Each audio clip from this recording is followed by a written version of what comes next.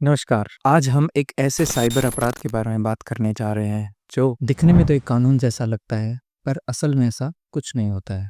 यह एक तरह का स्कैम है जिसका नाम है डिजिटल अरेस्ट स्कैम। और भी जो अलग अलग तरह के ऑनलाइन स्कैम्स हो रहे हैं उनके बारे में हम जल्द ही एक नया पॉडकास्ट लेके भी आने वाले हैं। आप उसके लिए चैनल को लाइक करिए, सब्सक्राइब कर लीजिए ताकि आपको जैसे ही वीडियो आएगी आपको तुरंत मिल जाएगी। चलिए आगे बढ़ते हैं।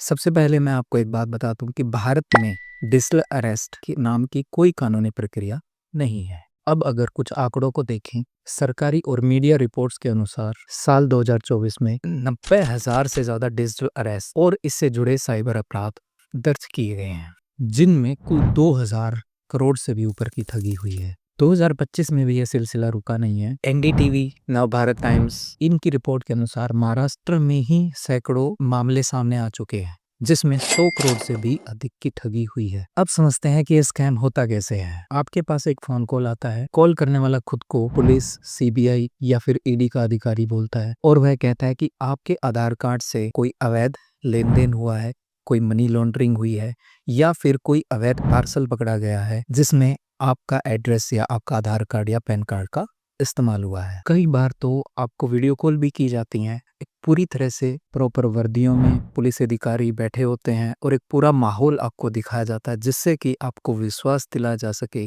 कि ये वास्तव में एक पुलिस विभाग का कोई ऑफिस है और जो आपको कॉल की गई है वो बिल्कुल सही है। आपको पूरी तरह से इस पे विश्वास कराने की कोशिश की जाती है। अब आता है स्कैम का सबसे खतरनाक हिस्सा, वो है डर। ठग कहता है अगर आपने कॉल काटी तो आपकी तुरंत गिरफ्तारी हो जाएगी। यह एक गोपनीय जांच है, इसके बारे में आप किसी को नहीं बता सकते हैं। अगर आपने ऐसा किया तो आप पर कड़ी कार्रवाई हो सकती है। इसी डर में अधिकतर लोग किसी से संपर्क नहीं करते हैं और उन्होंने जो वीडियो कॉल की होती है उसी पर जुड़े रहते हैं। ऐसे बहुत सारे मामले मीडिया रिपोर्ट्स में आते रहे हैं। द लॉजिकल इंडियन के एक रिपोर्ट के अनुसार बेंगलोर में एक टेक प्रोफेशनल को 5 महीने तक डिजिटल अरेस्ट रखा गया। उसने अपने फ्लैट और प्लॉट्स बेच दिए और लगभग 2 करोड़ रुपए गंवा दिए। आज तक की एक रिपोर्ट के अनुसार बेंगलोर की एक इंजीनियर महिला 6 महीने तक डिजिटल अरेस्ट रही जिसमें उसने करीब करीब 31 करोड़ रुपए कमा दिए। टाइम्स ऑफ इंडिया की रिपोर्ट के अनुसार कोलकाता में एक ओएनजीसी के रिटायर्ड अधिकारी से 99 लाख रुपए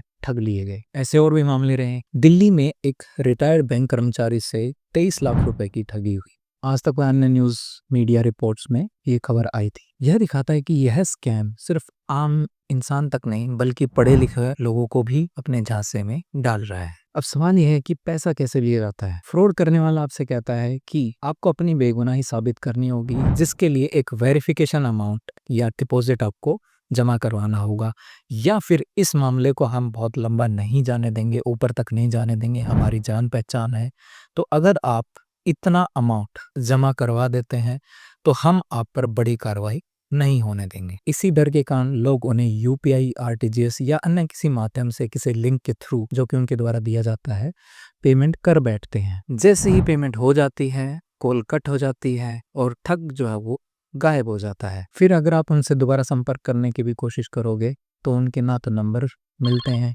और वो बिल्कुल गायब ही हो जाते हैं। अब जानते हैं इस मामले की पूरी सच्चाई। पुलिस कभी भी आपको फोन पर या वीडियो कॉल पर गिरफ्तार नहीं करती है।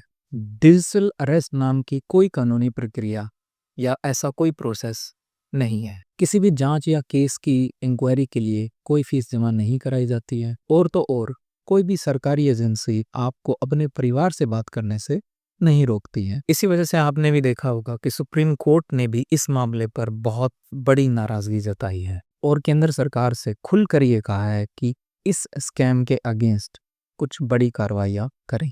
यह खबरें तो आपने हिंदुस्तान टाइम्स, एबीपी न्यूज जैसे बड़े मीडिया चैनल्स पे आपने देखी होगी। अगर आपको भी ऐसे कॉल आते हैं तो कुछ नहीं करना है, ये 4 बातें आपको करनी है। सबसे पहला काम, कॉल को तुरंत कट कर दीजिए। दूसरा, डरिए मत, शांत रहिए। तीसरा, अपने परिवार के सदस्य से बात करिए। और चौथा, तुरंत शिकायत दर्ज करें साइबर क्राइम हेल्पलाइन 1930 पे या cyber crime government of India की वेबसाइट पर जाकर, ताकि किसी और को स्कैम का शिकार होने से बचाया जा सके। और खास तौर पर जो बड़े बुजुर्ग हैं या सीनियर हैं या रिटायर्ड हैं, उन लोगों को खासकर इसमें ज़्यादा टारगेट किया जा रहा है। तो हमारा कर्तव्य बनता है कि हम खुद भी जागरूक रहें और हमारे जो माता पिता हैं, बड़े बुजुर्ग हैं, उनको भी हम जागरूक करें। याद रखिए, कानून आपको डराने के लिए नहीं होता है, बल्कि आपकी सुरक्षा के लिए होता है। अगर आपको यह जानकारी उपयोगी लगी है तो इस वीडियो को शेयर कीजिए और हमारे चैनल को सब्सक्राइब कीजिए, क्योंकि तुरंत ही हम इसके ऊपर साइबर फ्रॉड्स, किस किस तरह के साइबर फ्रॉड्स होते हैं और कैसे होते हैं, इसके ऊपर एक कंप्लीट पॉडकास्ट हम जल्द ही लेके आने वाले हैं।